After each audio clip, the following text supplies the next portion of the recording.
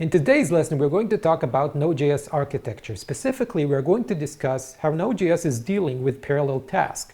And we're going to ask a question, is Node.js single-threaded or multi-threaded?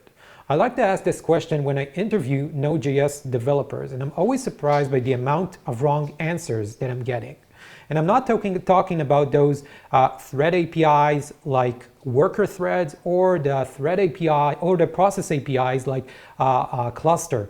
I'm talking about if you're working in Node.js on a regular day-to-day basis, is Node.js single-threaded or multi-threaded? Now, most of the time I'm getting the wrong answer. Sure, JavaScript is a single-threaded language, but that doesn't mean that we have to distinguish between JavaScript, a programming language, and JavaScript runtimes, like Node.js, like the browser. While JavaScript is single-threaded, most of the time the popular runtimes are not single-threaded, they are multi-threaded. And it's so important to understand this architecture, this design of Node.js, because a lot of the time it will help you understand why your server is working slow. In addition, a lot of the time it will help you answer the question, is Node.js the right tool for the job? Because based on how Node.js is built, based on how it's dealing with calculation, how its event model, how the threading is working, sometimes Node.js will not be the right tool for the job, and understanding the architecture will help you understand it. So let's start and dig deep on Node.js architecture. Let's go over the topics that we're going to discuss in this lecture. We are going to focus a lot about Node.js architecture. We are going to talk about parallelization, and we're going to talk about, first, start with the basic. You can skip this one. What is a thread? What is a process? So we're gonna explain the concepts so we can understand the question better. Is Node.js single-threaded or multi-threaded? We're going to discuss about three concepts. So it's not just JavaScript. You have JavaScript, which is a programming language, JavaScript engine, which is an implementation of the JavaScript programming language like V8, like SpiderMonkey. And we're going to talk about JavaScript runtime, which uses JavaScript engine to run JavaScript in a certain context. The popular JavaScript runtime is browser, Node.js. So we're going to talk about those concepts. Now, after that, we're going to talk about Node.js architecture. So it's important to understand the architecture in order to understand, is Node.js single-threaded or multi-threaded? And we're going to talk about, this is why this so-called theory, so-called architecture discussion is so important for real-life events. So your server often runs slow because something called main thread starvation. So we're going to talk about main thread starvation and give example of how you starve the main thread, how you can profile the main thread so you can know what the main thread is currently working on, so you can actually identifies those starvation, and we are going to see how we can open a new thread using the worker thread to execute task that the main thread is occupied with, execute on a separate thread. So we're actually going to give example of how the theory meets the practical, how the theory answers the question, why is my node server is slow, and how you can solve it. And we're going to create a new worker, a new thread to solve that problem. And the most important thing, we're going to discuss about tips how to make your Node.js server performant, how to avoid those main thread starvation. So how to work properly with Node.js to avoid that kind of poor performance on your Node.js server. So in order to understand the question, is Node.js single-thread or multi-threaded, so let's try to understand the question better by defining what is a process and what is a thread. And in general, Node.js can run things in parallel without actually us opening a new process or opening a new thread. Usually we just use the async nature of JavaScript, pass a callback, use a promise, and then Node.js maybe has some kind of C++ API that delegates the task to a thread pool or the kernel, or does the task in the main thread. So usually we just pass asynchronous code, and Node.js handles the parallel task for us. So we don't have to worry about it in most of the cases, but sometimes Node.js default behavior, how we deals with the task, is not suitable with the task, and we actually need to open a new process or a new thread. So for this, we have to run parallel task. We can open a new process, which is simply a duplicate of the Node.js architecture, to run a different program. So it's really a duplicate of all the Node.js features like the V8, like the event loop, like libuv, like the thread pool. Everything is duplicated in order to run a different JavaScript file. And those processes have isolated memory, right? Those two processes that we open are completely separated. They have isolated memory. It's harder to open a process because it consumes more resources. You actually need to duplicate the Node.js architecture. So it's slower to open and consume more resources. Process can communicate with each other using a messaging protocol called inter-process communication. And it's simply sending a message, so process can send a message to another process and they can communicate with each other, like we see in this example in the Node.js documentation. And process can be open using, we have Node.js modules, cluster and child process that we can use to open a new process, right? So we can import cluster and use cluster fork to open a new process. So this is a process. Now let's talk about what is a thread.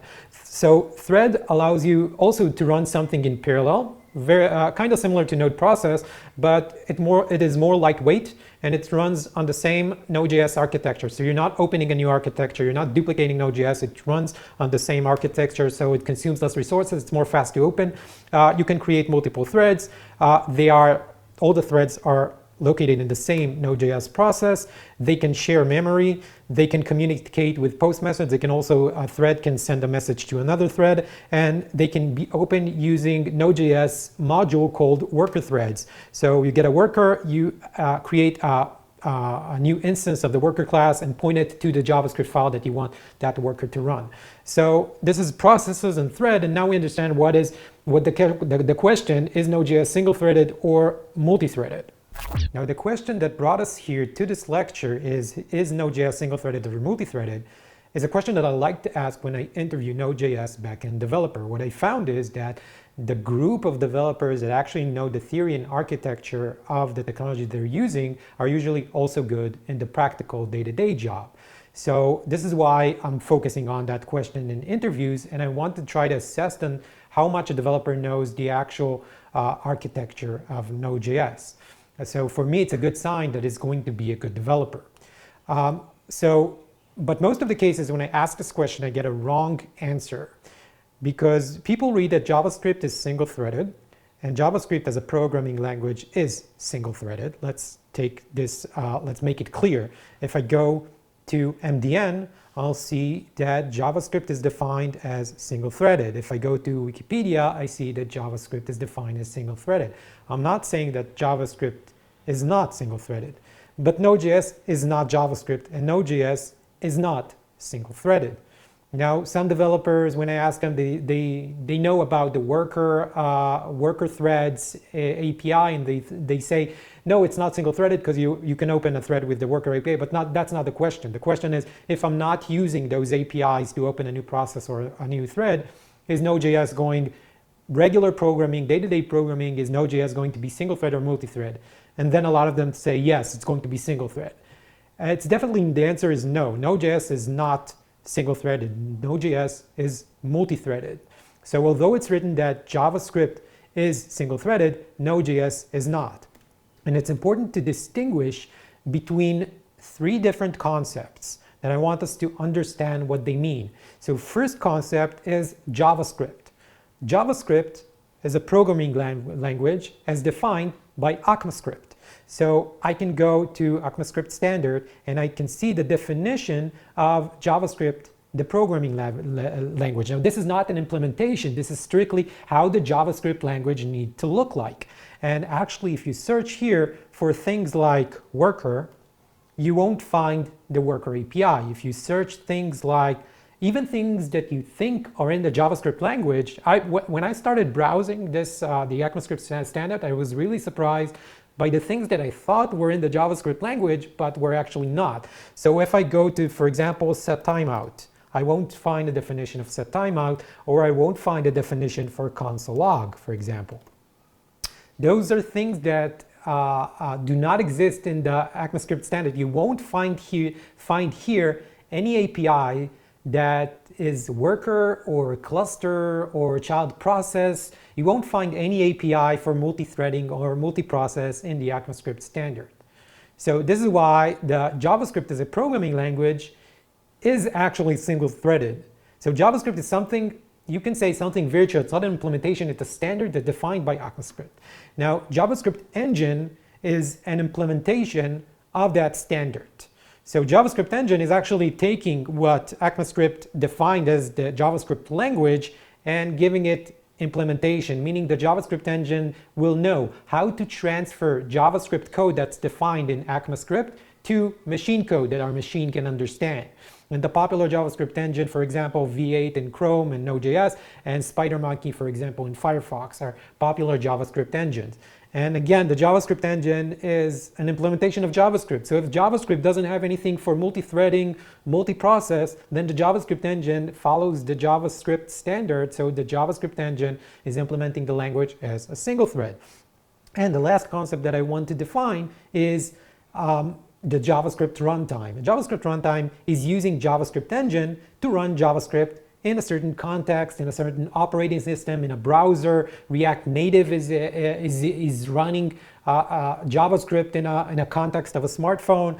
Node.js is running on operating system to create a server. We have, of course, the browser. So JavaScript runtime is using the JavaScript engine to use JavaScript in a certain environment. So, and for that, just a reminder what we talked about. What is single-threaded from the concept that we just defined? What is single-threaded? What is multi-threaded? So regarding the concept of JavaScript, JavaScript engine, JavaScript runtime, JavaScript, as we saw in the ECMAScript standard, has no definition of any APIs that's opening a new thread or process. So JavaScript is single-threaded. JavaScript engine is simply an implementation of JavaScript, so it is single-threaded. And the JavaScript runtime actually depends on the runtime, right? So the JavaScript runtime can choose to be single-threaded, but the popular ones are not single-threaded. JavaScript runtime usually has a thread pool that they can use to delegate tasks to different threads. Moreover, they also delegate tasks to the kernel. If they have I/O operations, for example, they can delegate it to the kernel. So the kernel also have threads and thread pool to do the task in parallel. So the JavaScript runtime, usually the popular ones, are actually not single-threaded. Now, they're using a thread pool in the kernel. Now, libuv and the event loop, those things share a main thread with V8. So JavaScript is running on V8 in something called the main thread, and the libuv and event loop are also running in the same main thread. So it's important to understand what is delegated, what is going to external threads, and what is working in the main thread, what can starve our main thread. So it is important to understand what tasks that I do are actually run on the main thread and what are actually run in a separate thread. So you won't know any task that you do where it runs, but you can actually measure it. You can say, okay, let's see what my main thread is working on, and we'll see an example of it later on. So just to clarify, JavaScript is a programming language designed to be single-threaded. JavaScript engine is an implementation of that JavaScript programming language, and JavaScript runtime is using JavaScript and is using the JavaScript engine to run JavaScript in a certain context, and that is usually not single-threaded but multi-threaded.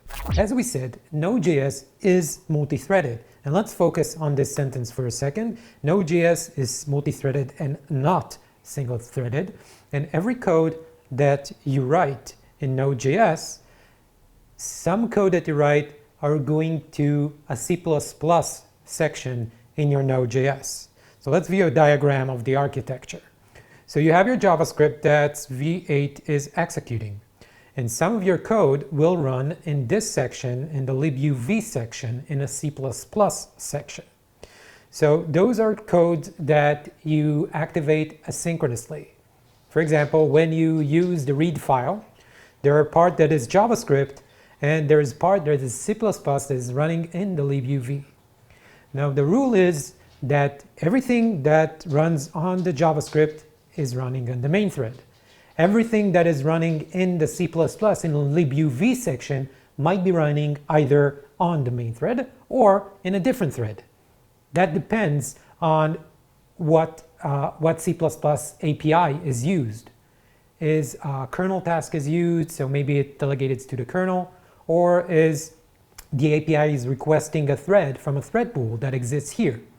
So when you have a code that is run in the C++ section in Node.js, it's not necessarily will run on the main thread. It might run on the main thread, it still might run, the C++ section is still using the main thread, and the code might use the main thread as well, but that code has options. That code, the C++ section, can choose to run that code in a different thread or in the kernel. So every code written in C++ in Node.js can decide to run in libuv in the main thread, or ask a thread from the thread pool. It can also ask from the kernel, which is utilizing its own parallel thread pool to deal with the task. The C++ code can use the OS kernel, like for example, for the API for reading a file. So the code, and also the code, when it's run on the main thread, even if the C++ code does not decide to delegate the task to a thread and decide to do the task itself, it also can be event-driven, non-blocking. So it's not necessarily blocking the main thread. So every task that is passed to the C++, you don't really know if it's the main thread or other thread. That's why you need to, sometimes if you have doubts, you need to profile your main thread to see what is happening, what is causing the work for your main thread. So this section is delegated a lot of the time, but you might need to profile it as well. So maybe instead of saying Node.js is single-threaded, like a lot of the developers that I interviewed answer, which is, in my opinion, it is wrong. Maybe the correct definition of Node.js is Node.js has single-threaded main thread, so it has only one main thread. This is a correct statement, right? Because the V8 is running on the main thread, the libuv is running on the main thread, the event loop is running on the main thread. Those are things that are running on the main thread, but the libuv can delegate the task to a thread pool, and those tasks will not run on the main thread. So you can say about Node.js regarding single-thread multi-threading, you can say about Node.js that Node.js has a single main thread. This is a correct statement, in my opinion. Or you can say Node.js has a single-threaded event loop module, because the event loop and the libuv all running in the main thread. So this is also important to be aware that your C++ code, still a lot of it will run on the main thread, right? So this is also a correct statement. Node.js has a single-threaded event loop module, because the event loop, the V8, all running in a single thread. So let's try and really understand what it is that the Node.js is multi-threaded. It's important to understand it, because we need to also understand what happens if our main thread is blocked, if something is running that is taking a lot of resources from the main thread. A lot of the same things in the architecture will be stuck. So this is why it's so important to understand how the thread behaves in Node.js, because you need to know stuff that you need to place on the main thread and stuff that might get your main thread stuck. So it is important to understand this concept of parallel task in Node.js. Now here's the important part. I want to go over the architecture in Node.js in order for us to understand what is running on the main thread, what is outsourced to the thread pool or the kernel, to understand what is main thread starvation. And to do this, we have to understand this diagram. So I'll place a link for this diagram in the description. And this is the flow of how your Node.js server is working. So you have your JavaScript code, which is represented here in the application. Now, JavaScript code, the only thing in Node.js architecture that can understand JavaScript code and can turn that JavaScript code to machine code is the JavaScript engine. In Node.js, it's the V8 here. So the V8 engine places the JavaScript code inside a call stack. The V8 engine will create non-primitive variables in the heap. The V8 engine will activate garbage collector on the heap. The V8 engine will have stack memory to store the primitive variables. So this is done, and the V8 engine has a parser, compiler, interpreter to transfer your JavaScript code to machine code. This is the V8 engine. It's the only one who understands JavaScript code. Now, the V8 engine has a connection to the world of C++. And the C++ has a connection back to the V8 engine. Those are represented in something called the Node.js bindings that you see in the middle here. It allows the V8 engine to send the task to the C++ section. It allows the C++ section, marked here in the libuv, to send back task back to the V8 engine. Now the thing that is important to remember, that the only way that the C++ section can send a callback back to be executed by the V8 engine. This is when you have a asynchronous code and you have a callback. For example, you have a read file and you pass a read file a callback. The callback is executed in the V8 engine, but the read file is executed in the C++ section, and then the event loop will send the callback to be executed in the V8 engine after the C++ finished doing what it's doing with the read file. So, and the C++ section can only send the callbacks to be executed in the V8 engine if the call stack is empty. So if JavaScript is not doing anything right now, he can process callbacks that are sent from the event loop. And this is important to remember. If your V8 engine is running on the main thread and the main thread is starving, the event loop cannot push things to its call stack, right? Okay, so when a client goes to the browser and navigates with his browser to our server, his request is going to an event queue. The request is then processed by the libuv, by the event loop, which is doing what it's doing, and then sends the callback to JavaScript to execute. Okay, so the event loop might deal with the task himself, or it might delegate the task to a thread pool or to the kernel. Remember that the event loop is also running in the same thread that the V8 engine is running. So this means that if the main thread is working very hard, the event loop can't really execute and process requests that are getting from the client. Okay, so many things are happening if your main thread is starved. When we're talking about main thread starvation, we're basically meaning we don't let JavaScript is very similar to my dogs. They always want to sleep. JavaScript also wants to get the job done and then go to sleep. If you starve the main thread, what you're doing is you don't give JavaScript time to sleep. This means that callbacks cannot be pushed from the event loop. Requests cannot be processed by the event loop. JavaScript is stuck, is processing one request, but is denying every other request. So an important aspect is the main thread need to have tasks that will not starve it, but will not occupy it for a lot of time. It needs to maybe call things asynchronously, maybe do something quick, or delegate it to something that is working on the C++ that is delegating to a thread, or maybe checking the main thread if it has the time to sleep to process other requests. So this is the architecture and why it's so important to understand what is running on the main thread. If you have the main thread starved, the V8 engine is stuck on something, performing something, or the libuv, the C++ section, can starve your main thread as well. Remember, starvation can originate either from JavaScript working hard or the event loop libuv working on the main thread very hard, because those are also, you can utilize the main thread at some tasks. So you can starve the main thread from both of those locations.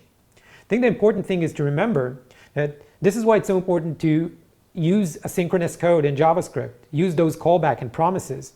Because if, for example, you use the API to read files synchronously, basically you're saying, I'm going to not continue with the main thread until this file is read, you basically are blocking any other requests. If you're not measuring what your main thread is doing, you might actually miss other requests, starve other requests that are shipping.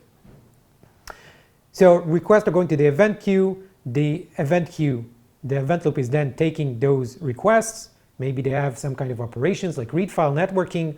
When it's done, it can use the network, the kernel, the file system to do things efficiently. When the callback is ready to be executed, again by V8, the event loop will send it back to the call stack, to the V8. But the call stack has to be empty in order for the event loop to actually manage to push the callback back to JavaScript, back to the V8 engine.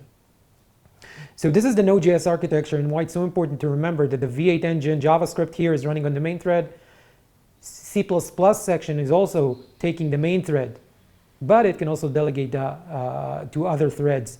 If it has tasks that he thinks he can delegate, then he can delegate to a thread pool or to the kernel. It's always important to measure what your main thread is doing to see that your main thread is not blocked. So this is why it's so important to understand the Node.js architecture. It actually connects to the real world. When your server is running slow, a lot of the times is due to the fact that your main thread is so busy that it cannot deal with other client requests and actually stuck, what we call main thread starvation. That main thread starvation can be caused by many things. For example, main thread starvation can be if you send a query to a database which returns millions of rows, and then you do some kind of performance on those rows that hold everything back, it can get your main thread stuck. If you're using something synchronously like read file sync, it can stuck on the C++. So there are many things that can cause your main thread to starve. And this is why it's so important to understand what Node.js is good, what Node.js is not that good. If you have a lot of calculations that Node.js has to do synchronously, then maybe Node.js is not the right tool for the job. If you find yourself that you're writing Node.js and you keep needing to open a new thread or open a new process because you keep getting your main thread starved, either you are not dealing with the problem properly or Node.js is not the right tool for the job, right? There's also a lot of best practices that you need to remember that can help you avoid that main thread starvation. We'll talk about it a few slides in the next few slides. So let's emphasize again why it's so important to understand the Node.js architecture. Knowledge about the Node.js architecture will often help you solve performance issues in your server. So after events like requests are processed by the event loop, they need to be sent back. The callback needs to be sent back to the V8 engine. Remember, only the V8 engine understands JavaScript, so the JavaScript callbacks needs to go back to the V8 call stack. But in order for those callbacks to be pushed to the call stack has to be empty. The event loop cannot push callbacks to the call stack if the call stack has things to do. The V8 has things to do.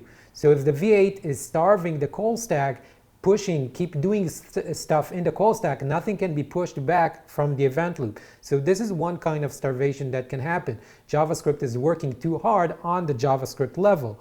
Another starvation that can be caused is starvation in the C++ section. So remember, that libuv and the V8 are both working on the main thread, the event loop working on the main thread. This means that is something in the C++ is taking the main thread, but is taking too long. For example, use the read file synchronously to read file, and not the callback version of the read file, but the sync version of the read file. And you read a very large file, things will get stuck on the C++ section, and your starvation will originate from the C++ section. Remember that starvation can be caused, requests that are getting can be stuck on the queue and not processed by the event loop if there is starvation there. Moreover, the V8 cannot get the main thread to execute the call stack, and it's starving the V8 call stack as well. So starvation can originate either from the JavaScript section or from the C++ section. Both of them, the libuv and V8, are working on the main thread. If the main thread is stuck on a long task, whether it's in the C++ section or the JavaScript, it won't be able to process new events like request. So request will get stuck in the queue. And it helps since we do have, I think, a stronger knowledge of what's happening in the JavaScript world, but regarding the C++ world, there is less knowledge among developers what is in the main thread and what is not. So it does help to measure. So we'll see an example soon how you can use a profiler to actually see what your main thread is doing and then understand what's causing your main thread to get stuck. So this is why it's so important, because often I saw a lot of performance issues in Node.js server, and none of the backend developers were able to solve them, and then I managed to solve them because I had knowledge about the architecture. So it really helps if you understand, then you can really open profiler, see what the main thread is doing, really understand what's happening behind the scene, and actually solve the problem. So it's really important to understand the architecture here, because the theory, the architecture, how things work, is actually connecting to the practical when your server is getting slow. Let's see an example of main thread starvation. What we're going to do now is create a simple express server application with two routes. One route that will do a heavy calculation, and one simple route to generate a random number. We'll see what happens when we have heavy calculation, how it handles the other request. We'll see how the request gets stuck, and the other route, the more simple route, can't even respond with the simple generating a random number. So we'll see an example of main thread starvation, and then we'll learn how we can offload the heavy calculation to another thread by using the worker threads API. So let's create an empty directory. I will open the terminal. I will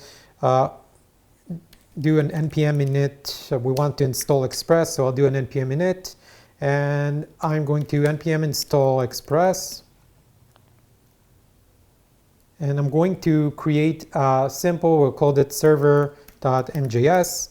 We are going to import the create application function from Express. And we are going to create an Express app. And this app is going to listen on port 3000. And when the port is open, we'll print to the console log. We will create 2 routes in our Express server. Both of them are to get, one with an API to random, which will generate a random number. So it's going to return math.random. So this is one API to generate the random number. And the other API, we'll call it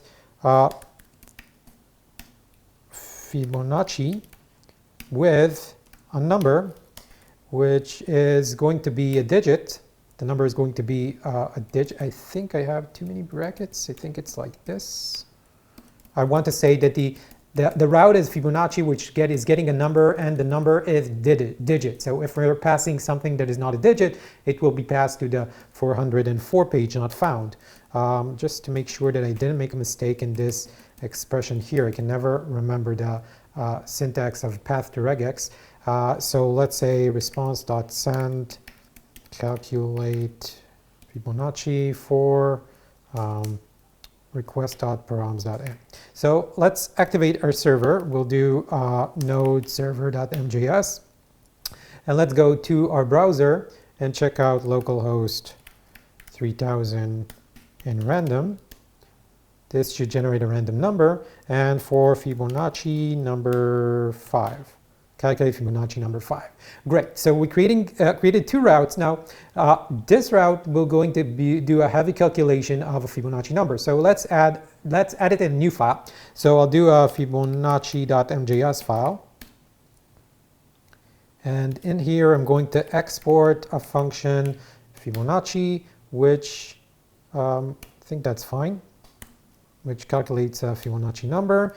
And so it's going to recursively calculate the Fibonacci number, right? Fibonacci number is 0 is 0, 1 is 1, and 2 is the Fibonacci of 1 plus Fibonacci of 0, which is 1.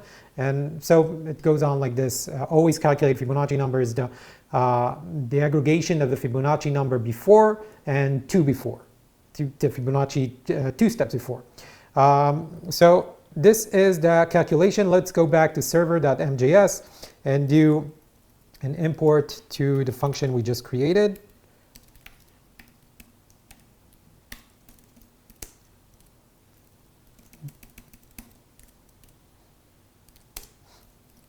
And we are going to calculate the result by taking the n param and transferring it to a number and sending to our Fibonacci, and then we are going to send it the result here. So let's see if everything is working properly. So I'll restart my server. I'll go back to the browser, and Fibonacci of number 5 should be, I think it should be 5, so it's okay. 4 is okay. 7 is 13, seems about right. Now, if I'm trying to calculate something, so it's recursively calling that function. So it might be pretty quick, but if I'm starting to, let's try to do Fibonacci of number 50. It's getting slower as the number progresses, right? Because it's always recursively needs to call back until 0. So if I'm going to 50, this takes time. And now if I'm opening a new tab while it takes time, and I'm trying to get the other API of random, I'll see that other requests are stuck as well. And it could take a while for it to calculate that calculation. So again, many clients are going and asking for something simple like a random number, and they're getting stuck. No matter how many tabs I open, those requests are getting stuck. Why? Because the main thread is currently stuck on this calculation here of the Fibonacci number. So this is an example of main thread starvation. So how do we debug those? So this is a simple, the problem is we can see it right away, right? But if we have a larger application, it's very hard to find those kind of problems. So for this, we'll profile our app. We'll launch our app with the profiler and try to see, using the profiler, where our main thread is stuck. So usually when it happens in real life application, you open the profiler to measure what your main thread is doing. So after a long while, it calculated the Fibonacci number of 50. And after a long while, those other requests for the random number got responses as well, but they had to wait a long time for a really simple API. Most likely, maybe they left your site because they had to wait too long. And also, I want to talk about another example. In the Node.js documentation, there is a Learn section, and I highly recommend every Node.js developer has to read it. It's not a lot of reading, and it is important to know all those stuff. So there is a section called Profiling Node.js Application. They're giving a similar example of main thread starvation here. Only what they're doing is they're causing the starvation. We caused the starvation in the JavaScript code, right? In the Fibonacci number in our JavaScript code. What they did is they caused the main thread starvation to be in the C++ section of Node.js by calling a cryptographic library, calling something synchronously. So this is another problem. If you use API synchronously instead of using a callback or promise, then it can starve the main thread as well. So in here, they're also profiling their server, and they're profiling the server using, when running the server, they're passing a profiler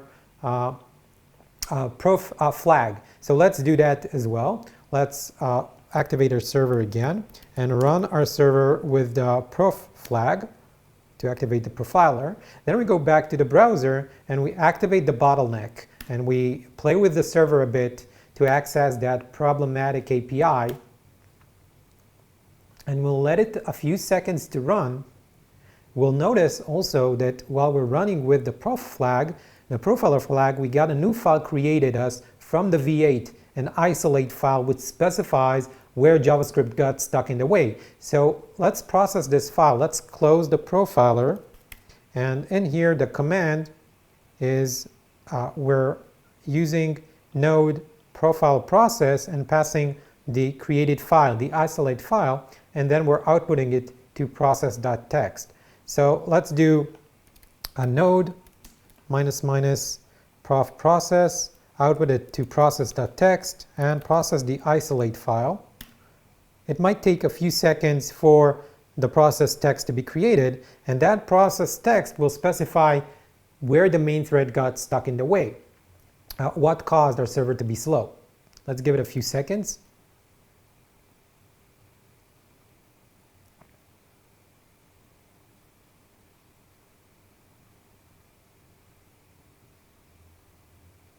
Okay, it's finished. Now let's open this file. We can start, usually when I'm looking at this file, I start with the summary. And this says that our JavaScript, most of the time, was spent in the JavaScript section. So immediately we know that our problem is in the JavaScript. In the C++ section, we had no problem. In their example, this part was the heavy part.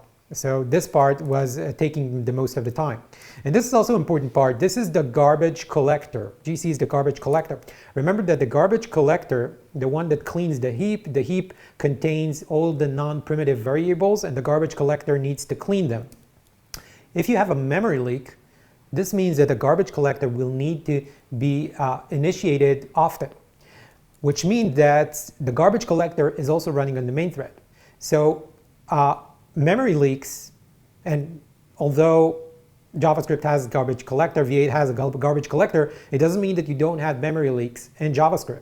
So if you have memory leaks in JavaScript, you'll see this section, the GC section, the garbage collector section, will have a high percentage of work. This means you have memory leaks, and this means you need to maybe open the developer tools, take a snapshot of your heap, and then deal with the memory leaks. So memory leaks is also a cause for main thread starvation. Now, if we look in the JavaScript section, we know that JavaScript is the problem of the bottleneck, so we can see the JavaScript summary where the time was spent, and then it shows us that 93% of the time it's spent on the Fibonacci function. So we know exactly the location of the bottleneck, what we need to improve. Now, what we're going to do is we're going to create a new thread to create this calculation. So we're going to open a thread to calculate the Fibonacci number. Now, usually, you don't open a new thread in a day-to-day basis in Node.js. Usually you use the async code, and Node.js does very well in terms of I/O, database queries, stuff like that. Node.js can take care of it without you needing to open a new thread. Usually that is not the case. If you need to go over process millions of data, do tons of calculation, and then you find yourself that you need to open a thread every API for their complex calculation, and you need to open a new thread every time on a day-to-day basis, there's a good chance that Node.js might not be the best tool for the job. Knowing the architecture, knowing the strengths and weaknesses of Node.js will help you understand if it's the right tool for the job. And opening a new thread every time to calculate things is a really bad sign here. So, but we will open a new thread it is okay if once in a while you need to open a new thread. It's not a big deal if it happens once, if it happens in a rare occasion. Let's do this. Let's open a new thread to do the Fibonacci calculation and move that calculation away from the main thread. So what we're going to do is delegate this calculation of the Fibonacci number, throw it to a thread, and not do this calculation in the main thread. And to do this, we're going to use the worker threads module, and this allows us to open a new thread. So to use it, we need to import a class called worker. We need to instantiate that class here with a file that the thread needs to process. We can pass data, like for example the Fibonacci number to calculate, and we can do wait for a message from the worker or reject on an error. We can actually wrap it in a promise. It can be easier. So let's try to do this. Let's go back to our code, and I'm gonna remove the import Fibonacci from here, and I'm gonna import from worker threads.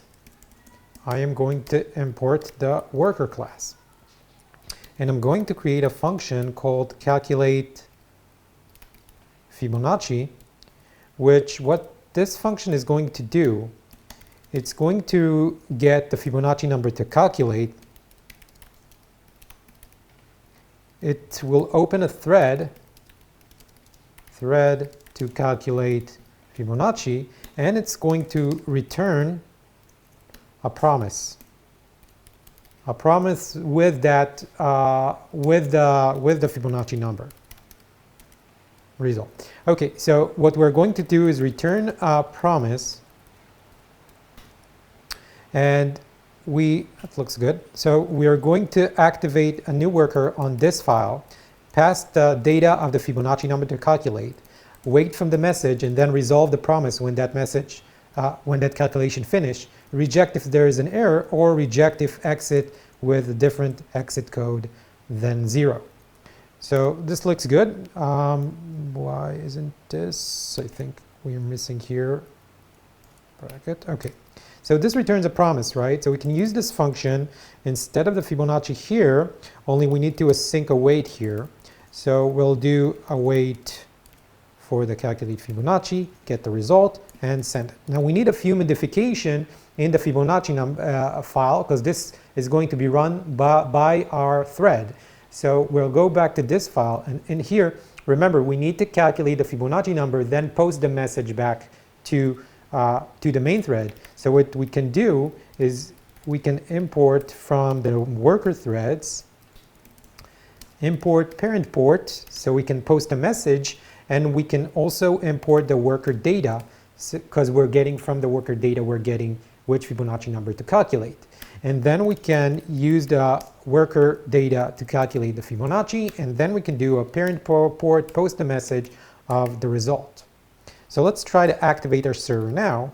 So I'll activate the server and go back to the browser, and I'll try to do a localhost 3000 of Fibonacci 50. Now remember this will still take time, right? Because this is a calculation that takes time. What we want to check is are we starving the main thread? Meaning, is our server getting other requests?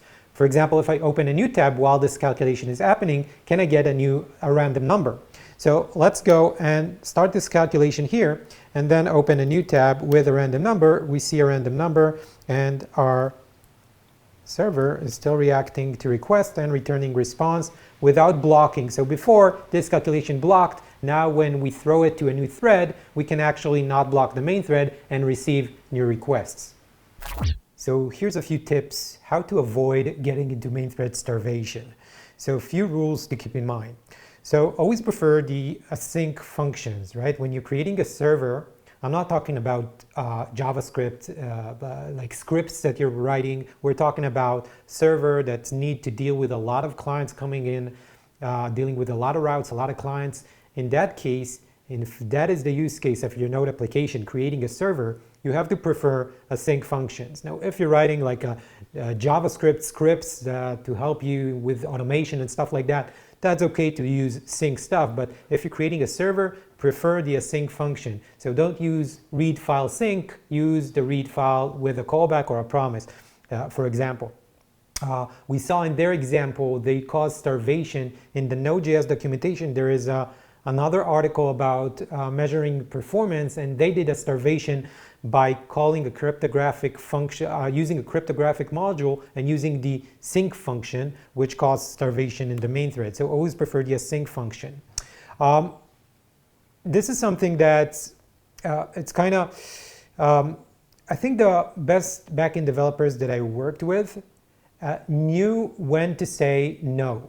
So what do I mean by that? If a client wanted something from a backend developer, he could have said, no, use this API instead of what you're asking. What do I mean by that? A lot of the times I see backend developers, it kind of reminds me like Cinderella. You know that part of Cinderella when the evil sisters are asking Cinderella, do this Cinderella, do that Cinderella. So it kind of feels like that with backend developers. So this client asks this API and do this API and do this API and do this API. And a lot of the times, what I mean by saying no, it's not that I mean don't work. What I mean is like a client that asks for an API is not necessarily asking the right API for the backend developer to do. Is asking what he wants to do. Let's say a client wants to make pizza. The backend APIs are not supposed to have an API to make him a pizza. The API should be give him tomatoes, give him flour, give him, and he needs to mix those ingredients and make the pizza, right? Otherwise, you'll work 10 times harder because you'll have to create this pizza for that client and this pizza for another client, instead of giving him the basic ingredients and telling them, you mix it up. I'll give you this API. You need to make do with that API. So learn to say no, and when you focus on the logic, you focus on the data. This is what should your API should serve the logic, the data, your database tables, some kind of logic, some kind of concern, but not necessarily to please everyone, every client. I worked with a backend developer that once, which once told me, don't aim to please everyone, rather aim to displease everyone equally. And that is really correct. You need to learn to say no. You need to learn to be oriented by the data and the logic to create those API, and not necessarily by what the clients are asking you to do. And when you break by the logic, a lot of the time you'll see that actually you don't have to do the calculation. The front end then has to do the calculation itself. And sometimes it's best if the front end will do those kind of Fibonacci calculation. Maybe the client needs to do that, not the server. And when you break it to the logic, sometimes the client needs to mix things up and do the calculation.